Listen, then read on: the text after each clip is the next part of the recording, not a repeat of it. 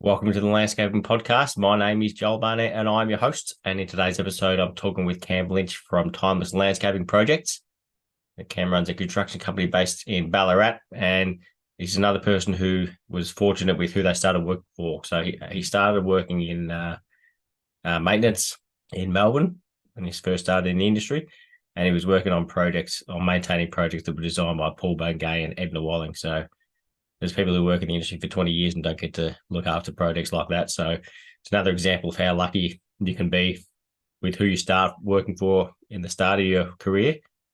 But then it obviously depends on you, how it goes from there.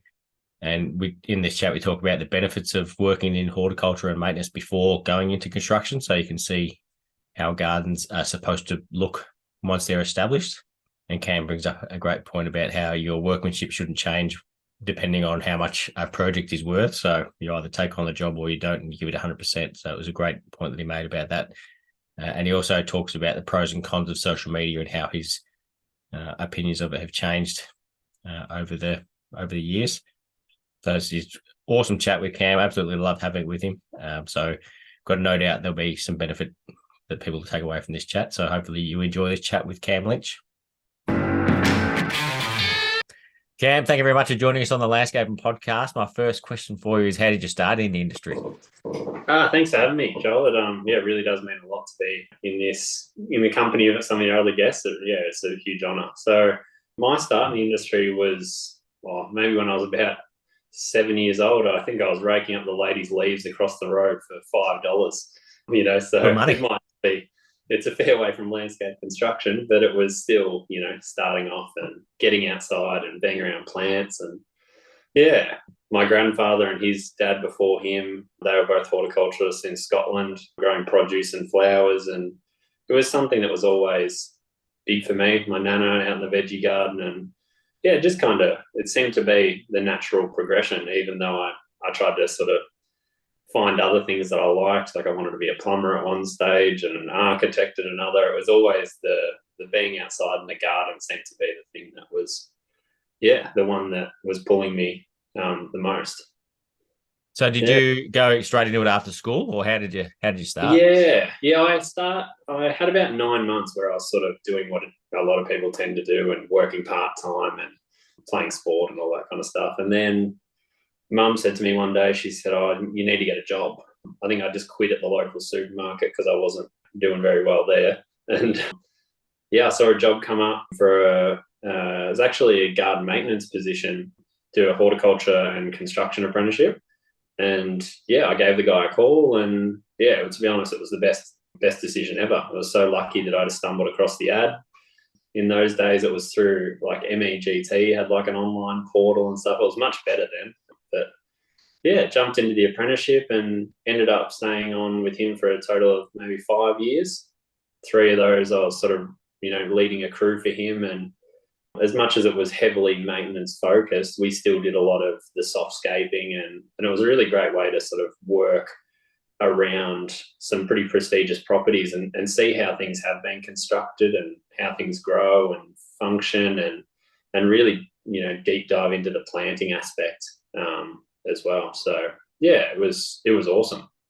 Yeah, I've often thought that it's a good way to, like, there's so many different paths you can take to get to start within the industry, but doing maintenance before you do construction seems like a good idea, so you can see how things actually grow, rather than when you do a construction, you're just installing stuff and you see it and it's never going to look like that again because everything grows and changes. But when you're doing maintenance, you see how it's supposed to look. So then you're seeing that helps going forward. Oh, exactly. And I was so lucky, like the job was based in around inner city Melbourne, so Toorak, Brighton, and we were working on like a lot of Paul Bangay gardens and the like, and you go from an Edna garden to a Paul Bangay garden across 2 days, and you go, far out, how can these be in the same suburb and be so beautiful?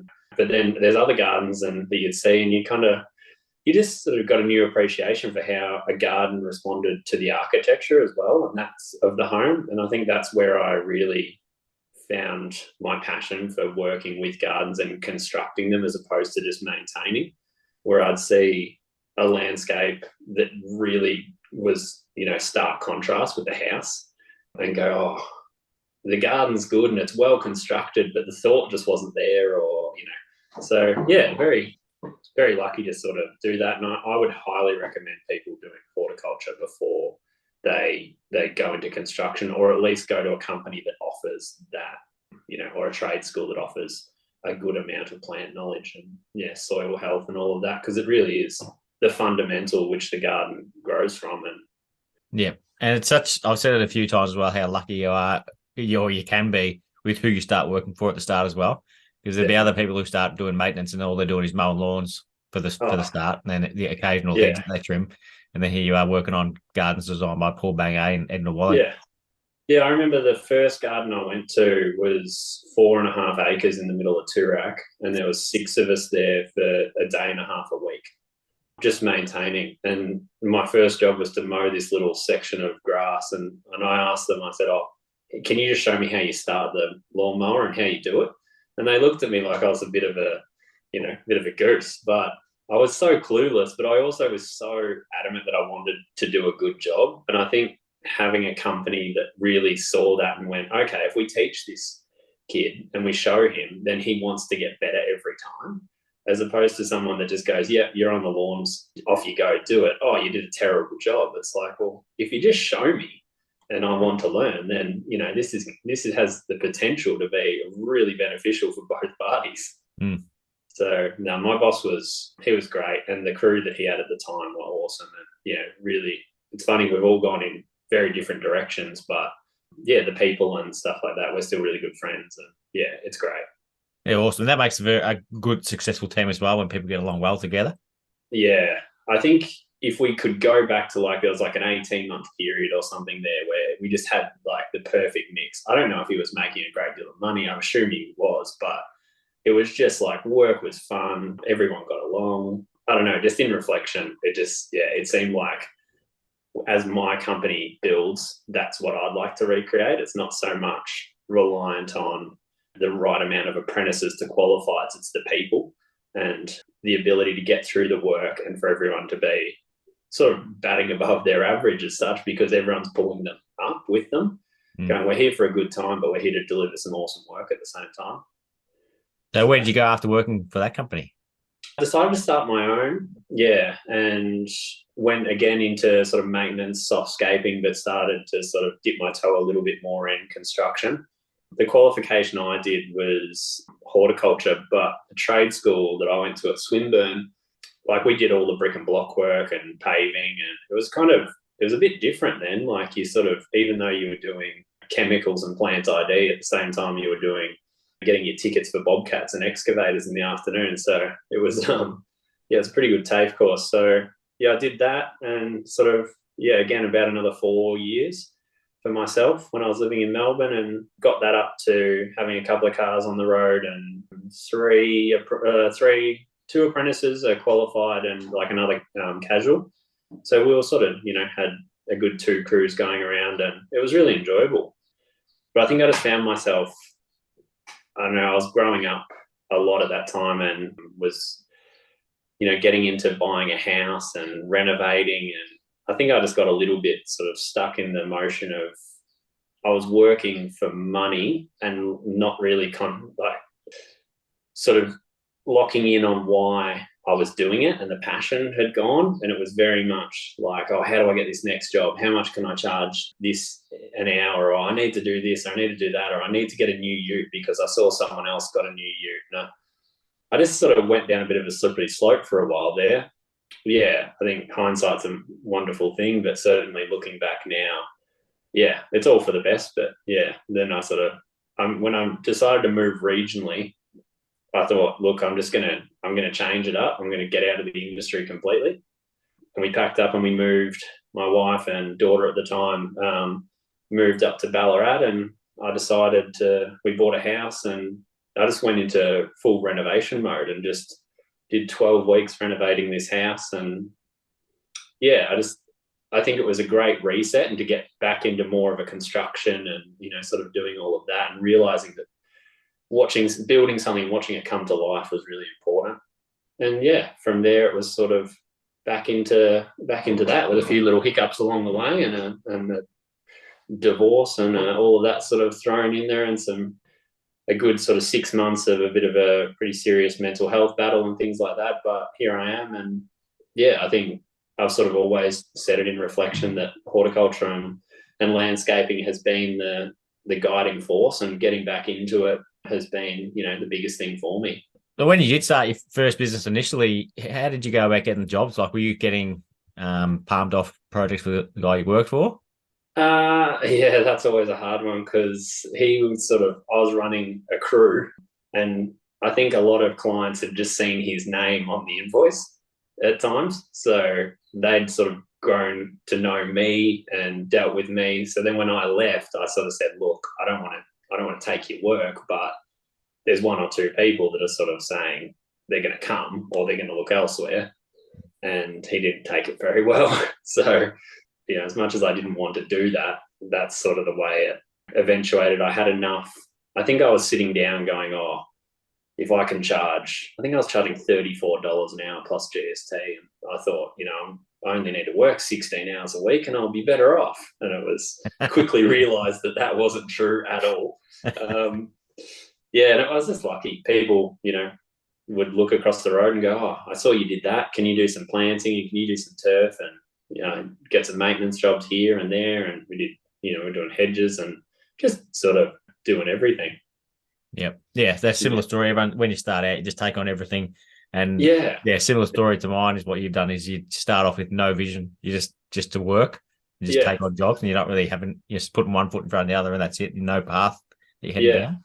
Yeah, exactly. Yeah. And I think now, like, we're sort of 18 months into timeless landscaping projects, is it's the latest evolution of me in the industry, I guess. It's, even now we're getting some like really amazing projects that we're so grateful to work on, but then we're also filling slots with, it feels like we're going back to that stage of just going, oh, okay, we need to fill 4 days. What can we do? And like, I built like a timber retaining wall last week, and I was like, it's been a while since I've done a little facade of a new estate timber retaining wall. But at the end of the day, she was lovely and it was a job, and we're grateful for it. And that's just what you do. Yeah, it's funny. Those smaller projects that you think nothing of are often the most appreciative clients. They think it's the greatest thing in the world. Oh, and they'll tell everyone. Like, I think I've already had 3 referrals from that lady for, and it did look good. And I sort of always try and think, there's no excuse for like poor design, or your workmanship shouldn't change no matter what the budget. So if I can't do the job for their budget, I won't do it. But if I can do it, then I should deliver the same quality that I would do on a $200,000 project. So, when they sort of look out the window and they go, oh, my little budget's getting, this sort of professionalism, and this person's really nice, and he turns up when he said he would, and he doesn't bury all his rubbish in behind the retaining wall. It's like, they are the most appreciative. And we've been really lucky in Ballarat. Some of our clients have started, as a cold call and turned into friends. So that's pretty awesome as well. When that happens, and you get invited back for the barbecue or see the fire pit in action and all that sort of stuff, you're like, geez, how lucky are we? Like, I love what you said too about you need to put in the same effort regardless of what their budget is, because if it's a smaller budget, or you haven't charged as much as you should have, and you go into it with that mindset and you're thinking, I'm not going to bother doing this and that, the client will complain about it, you'll end up angry about it, and there'll be no winners out of it. So you either give 100% or nothing. Oh, definitely. Yeah. And I think that's something that's always been really important for me, is the quality, and putting, like, I'm a really harsh judge on myself and therefore on my work as well. And I'll take like 50 before photos, and then I'll finish the job and everyone will be going, that looks unbelievable. And I'll be going, it looks pretty crap. Like, I don't think I like it. Like, it could have been better. Like, that mortar joint should have been 8 mil, not 9. Like, it's just ridiculous stuff. Like, but yeah, it's your workmanship and your professionalism, and you as a person is as important as anything. Yeah, I'm the same. Like, the most important person I want to make happy is myself. Like, if I'm like, it's if at the end of the day, the client is the most important person to make happy, because they're paying you to do the job. So if they're happy, then that is really all that matters. But I want to be happy with what I put out as well. Oh, definitely. Yeah, because you can get all sorts of compliments and everything about a job, but if you know you could have done better, it's going to Yeah. eat away at you and annoy you. And I think with some clients that tend to want a lot, if you in reflection go, I have delivered well and above what I was meant to, and they're still like, oh, hang on.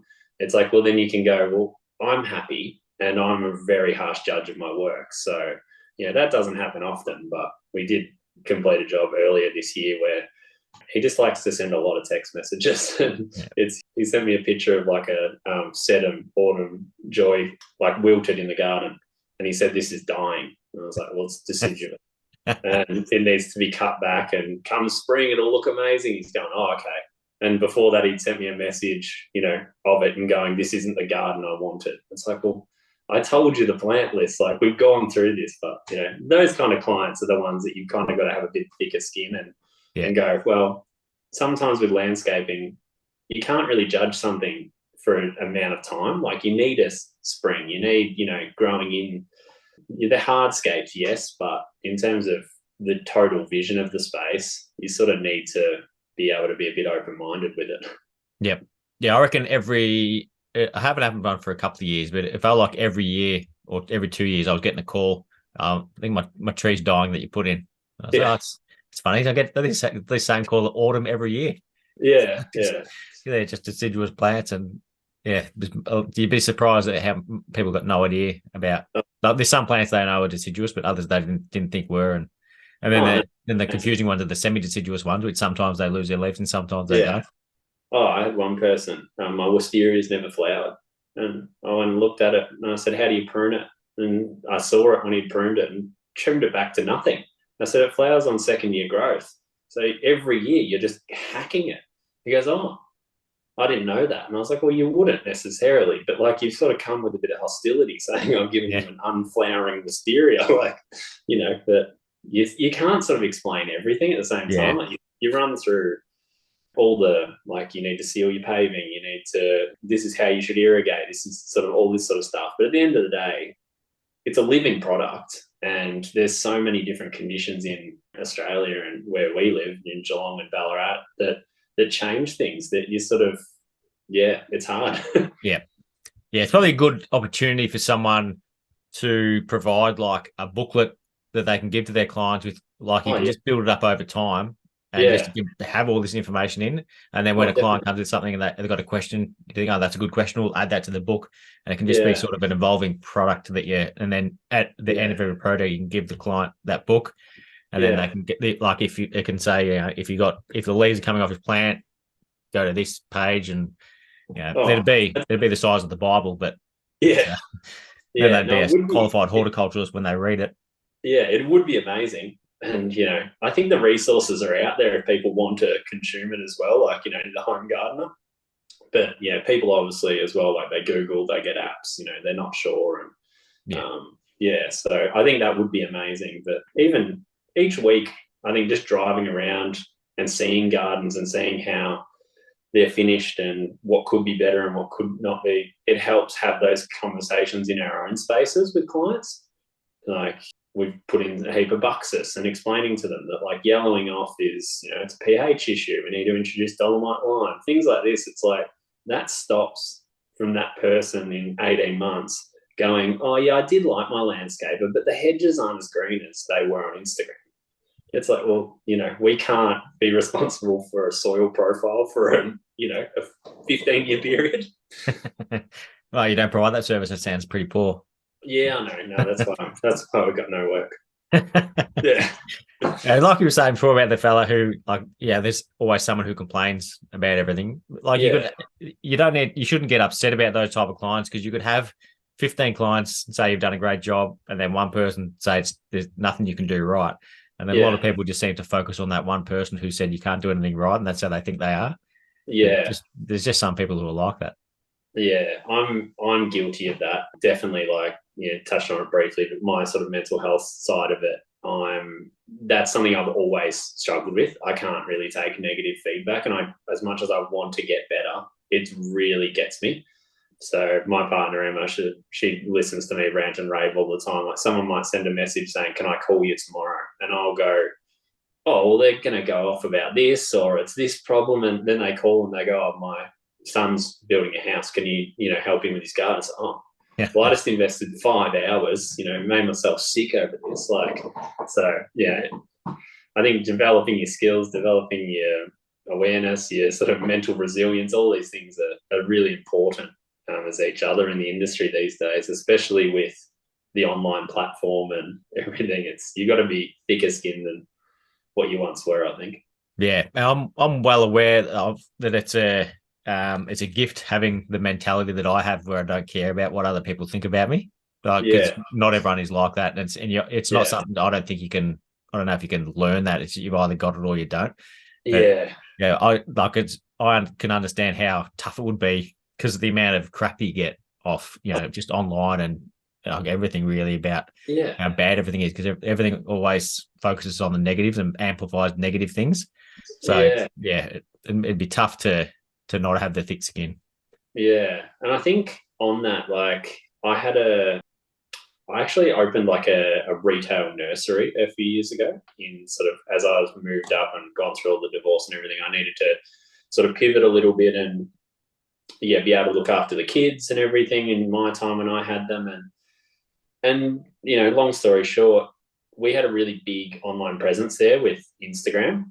I don't know, 4,000 or 7,000 followers or something. It was just, and I had this horrible toxic relationship with it that I didn't want to follow anyone that was doing the same thing. And if anyone said anything negative, I was terrified of it, and just got to the point of posting something would just eat me up inside. And then transitioning to Timeless, I've made a conscious effort to go against that. And what I've done is I follow a lot of people that I respect and I reach out to them.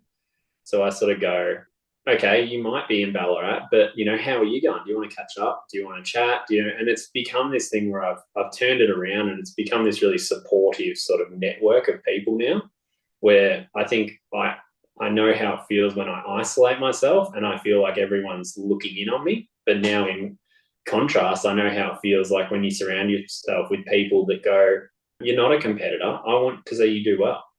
So was that something like, I assume, have you spoken to someone who helped you out of your mental health battles? Yeah, so it was always something I had when I was young, growing up. But then, just off the back of sort of the renovation finishing in Ballarat and things like that, I ended up I went into like a psychiatric facility for 4 months. So I was really down and out. And that was sort of, the marriage breakdown and everything like that. So I think in that time, just surrounding myself with the people that love and care for me, the right clinicians, and just rediscovering what I actually am, what I stand for, what I want to be, it's just, it's been life-changing.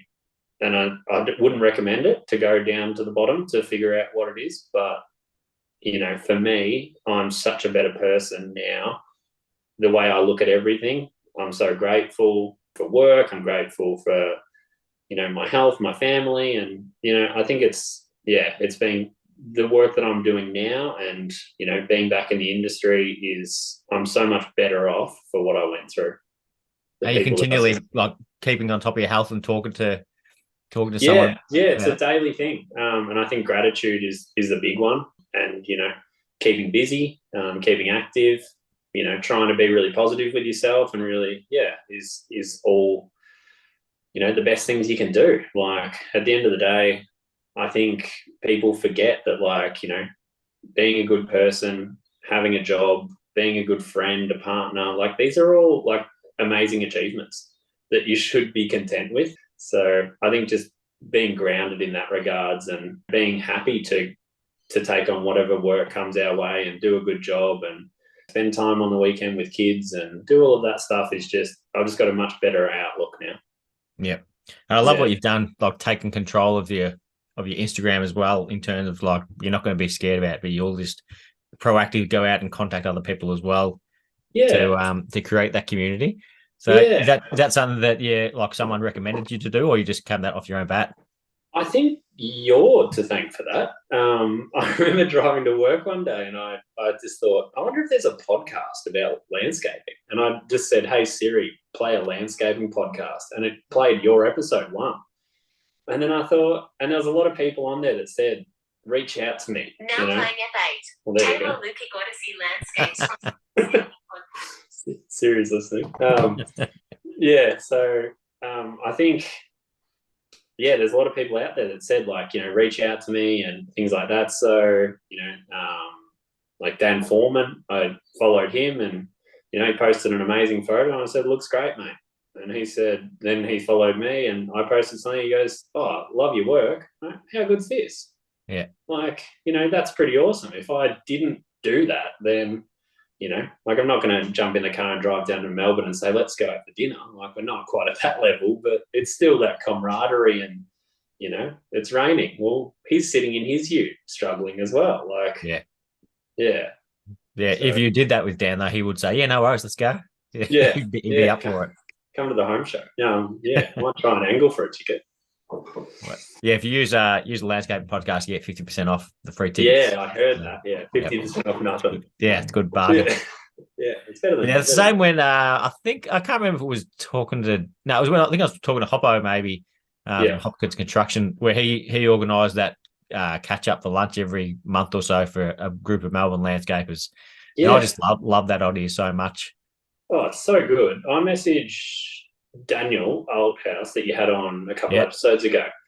I was like, Ballarat, no way. So I just sent him a message straight away and said, hey, mate, listen to the podcast, loved it. Do you want to grab a beer? And like 48 hours later, we caught up. Yeah. And we just chatted. He's a young dad. I'm a young dad. He works in the industry. And I said to him and made it really clear. I was like, I'm not expecting any referrals here. Like, I'm not seeing you as a designer and going, I'm going to jump in. Like, I couldn't care if that never eventuated. But just to be able to sort of, as much as you rant and rave sometimes and go, oh, yeah, I went into this quote and they had a budget of $500, but they want, a $50,000 pool.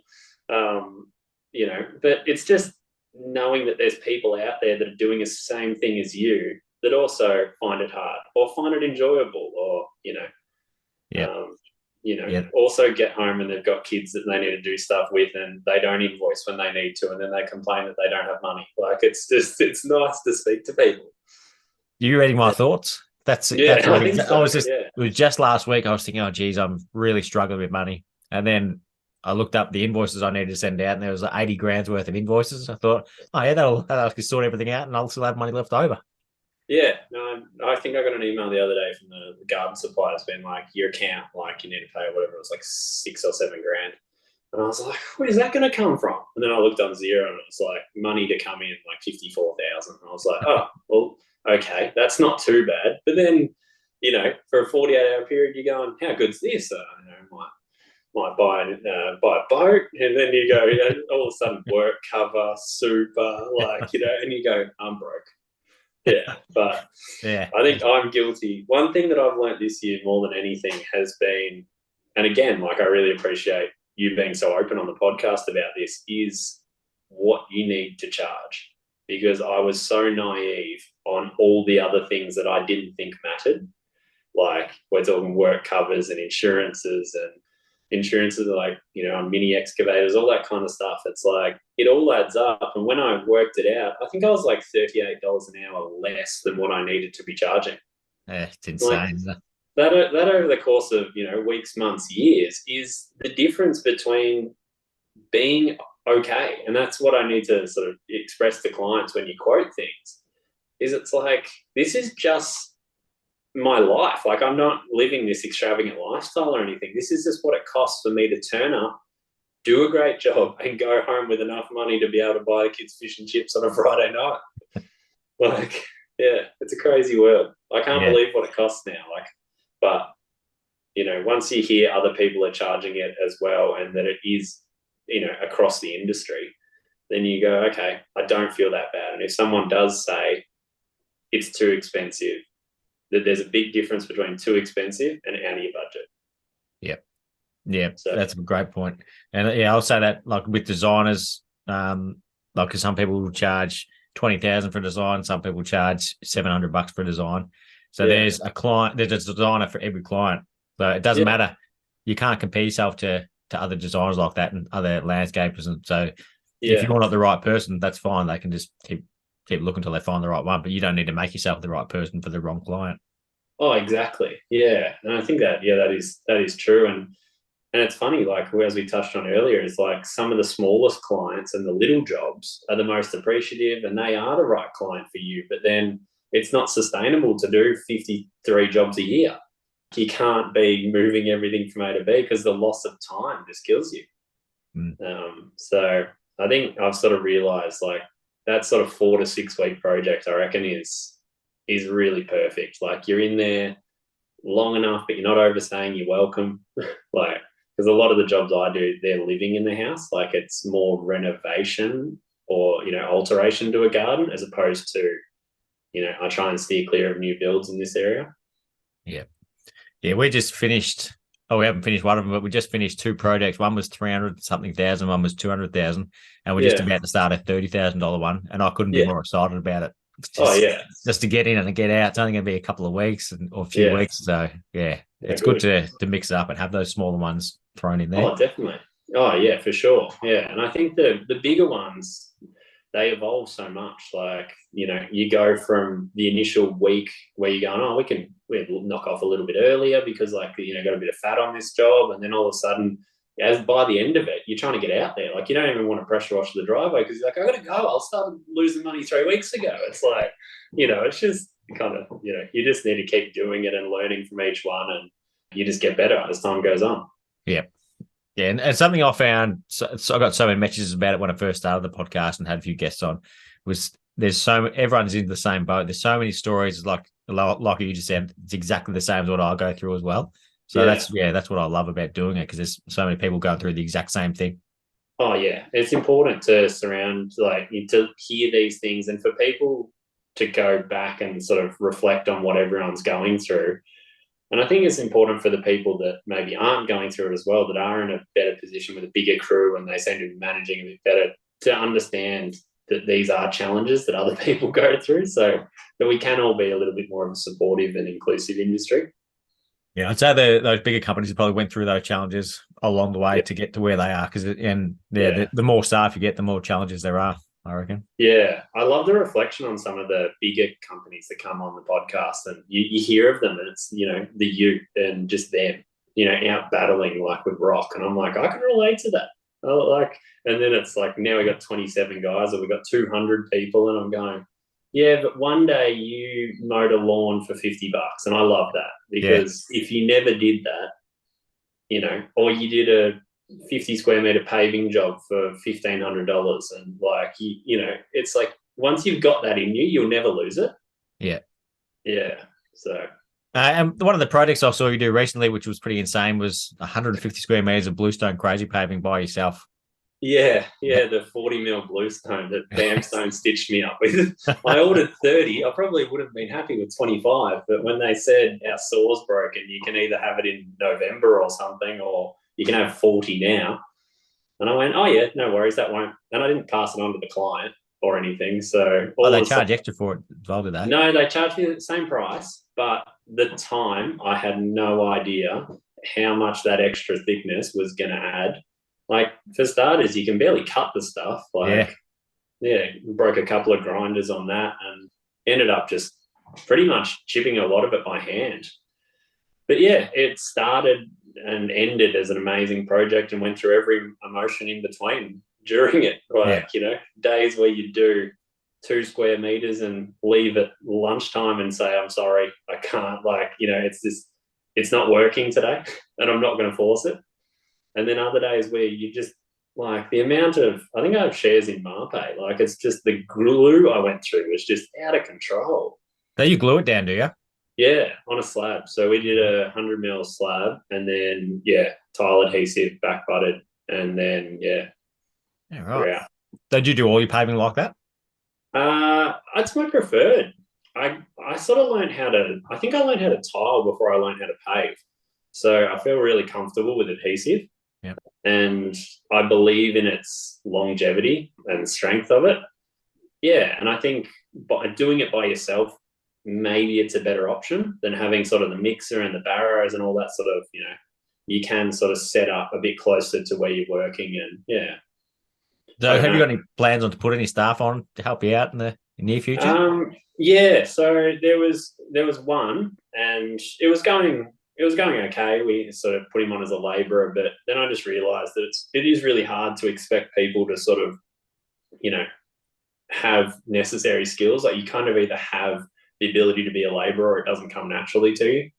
So yeah, I would love to. Like, my goal is to have 4. I think 4 would be really great. You sort of bank on one never really being there, whether it's an apprentice or sick or holidays, and then just having one crew, you know, would be the dream. A couple of cars, which I already have because I bought one for the guy that doesn't work for me now. So now I just pick and choose which car I'm going to drive to work.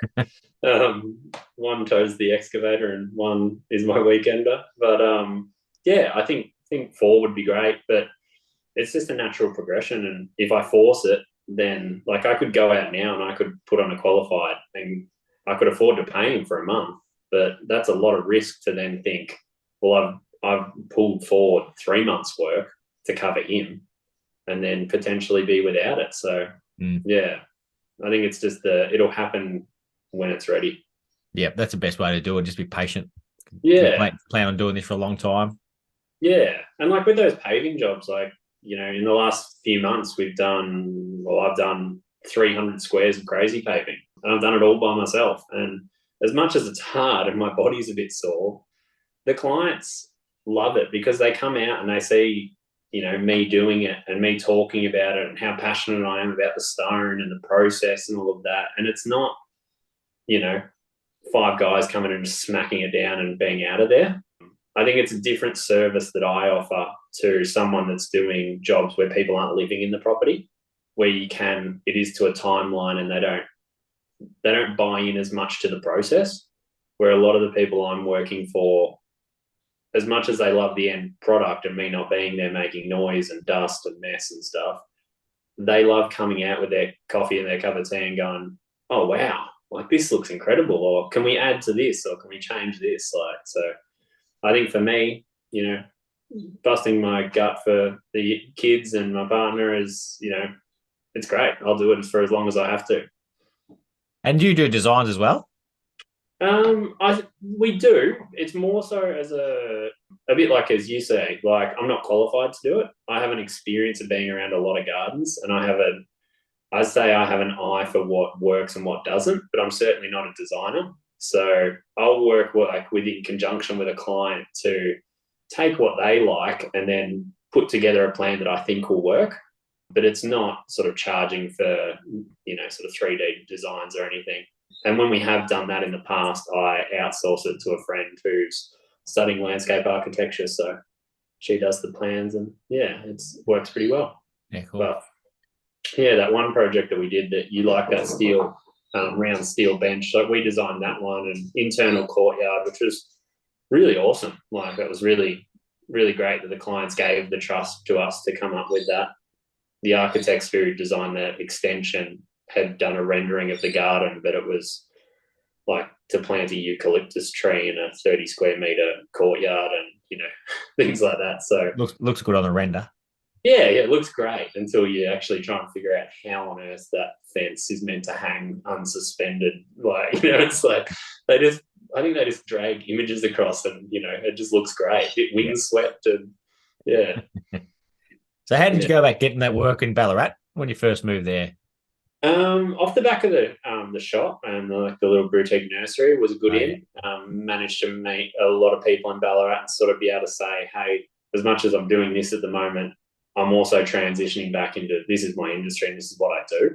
But I must admit, it was a lot of trust from the first couple of clients. Like, we were really lucky that I think the second or third job I did was like a $55,000 project.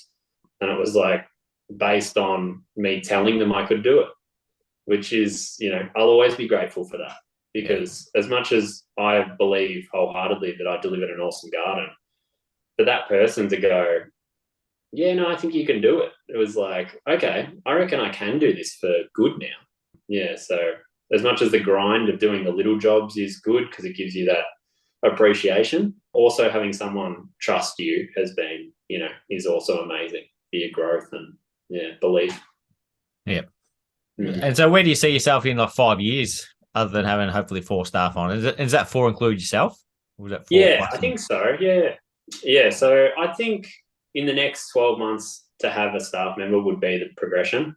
We just need that extra set of hands and, just to be able to not rely on me as much. Like, my kids are 4 and 6. So we're still very much in the sick days and, all that sort of stuff and early school pickups. So going to one person and then just growing the brand and people sort of, coming to want to use us for a particular type of work. So I think in landscaping, the industry is so big and there's so many jobs that you can sort of be doing everything from decks to paving, pools, all of this stuff. But I'd really like to stay quite niche, and whether it be natural stone paving, crazy paving, things like that, and having that work come in because people see our work and want it, as opposed to us offering a smorgasbord and then picking and choosing. So I think that would be really great to sort of get some staff, but then also narrow our focus and just deliver a really good product.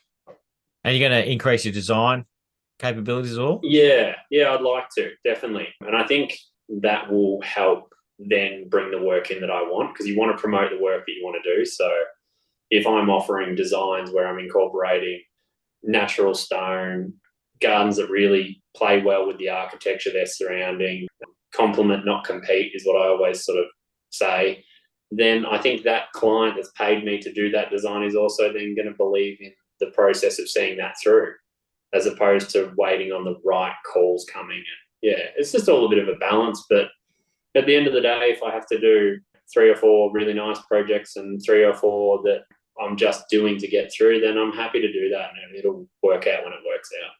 Yeah. Yeah. And with your keeping on top of your mental health, is there anything you're doing like proactively to do that? Like, does it help with like doing any fitness outside of work or your diet or anything like that? Yeah, diet and sleep is huge, definitely. Sleep's probably the number one for me. Like for a while there, it was, you're getting like 10:30s, 11s, things like that. And, even drinking more than you need to is so detrimental. And now it's just, I don't know, eating good food, driving past the bakery as opposed to driving to it. But yeah, I'm still guilty of that. But yeah, I think, and just being, communication is key. So, not letting yourself get into a bad headspace, pick up the phone and just call someone, oh, how's the footy on the weekend? Like, just break it. Just as soon as that cycle starts, like, yeah. So every day it's a decision, and every day, I learn something. So yeah. It's like you say, it's just the fact of just doing something. Like whenever there's a lot of times, like there's sometimes when I do the podcast or even catching up with my mates, sometimes I can't be bothered with it. But then after I've done it, it's just the best thing ever. And you're not talking about anything specifically, but you're just doing something you enjoy doing. Oh yeah, talking to people is really important, and talking to the right people and with the right mindset, and people with compassion. Like, say yourself, like you've said, like you don't have the struggles that I've had, which is fine. I don't judge you for having it, but you can understand where I'm coming from, and having those conversations is really important. It's not necessarily me calling up going, oh, everything's terrible. It's just you going, oh, I gave him a call because I just wanted to touch him, hadn't heard from him for a week, just making sure he's going all right. Like, they're just, yeah. And like what you said about Hopkins Construction and organising that catch-up and stuff, I think all of that, the more of that we can do, the better off all of us and our friends are going to be. Have you been a member of Landscape Victoria? No, something I wanted to do. They actually, chucked a follow on Instagram, and I was like, oh, I feel a bit special. Maybe I should sign up to that. But it's just one of those things. Like, I looked into it and just went, I need to invoice. I don't need to sit down and write this and, put everything out there of what I do and how long I've done it for and all of that sort of stuff. So, yeah, yes, I believe in it. Yes, I will do it. But it's all just you can't do everything. Yeah, because they're doing I'm pretty sure it's in maybe the end of this month. There's like just an industry night, just be a couple of suppliers talking about their stuff, but it's more just catching up with people in the industry. So they're awesome nights to go to. Oh, that'd be great. Yeah, I'd definitely love to do things like that. Yeah, we don't have or that I'm aware of, a lot of that in regional, like in Ballarat. We don't. Yeah, that's the only It's negative. It's all in just- Melbourne, but still, Yeah. it's they're still good nights to go to. But Yeah, definitely. I'm sure that you'd get the crew of people that you always seem to talk to and that are asking a lot of questions on the Q&As that will be there. yeah, it's funny All the big because names. when I used to go to them, I'd sort of go to the like one or two people that I knew there, and I'd always just go straight to them because I was going there by myself and I didn't know anyone else. Yeah. But now when I go there, there's like a dozen people that I stop and talk to at least. So, Yeah. Once you approach that first person, it's all right. But that first, I feel it like, even I went to the garden show this year and, you sort of walk around and you go like, oh, I should just walk up and say, oh, this looks awesome or something. But I just feel so nervous. Yeah. And even, I went to, like, Phil Withers went to the same TAFE as me, studied a different area. We grew up really close to each other and know each other reasonably well. And he, like him at the garden show, I'd walk past and be like, I'm not going to go talk to Phil. Like, he's got bigger people to talk to. But maybe he would go, oh, it's Cam. That's nice because I'm not talking to this person that's asking me, why that plant's planted on that angle. He's just saying, oh, it looks great.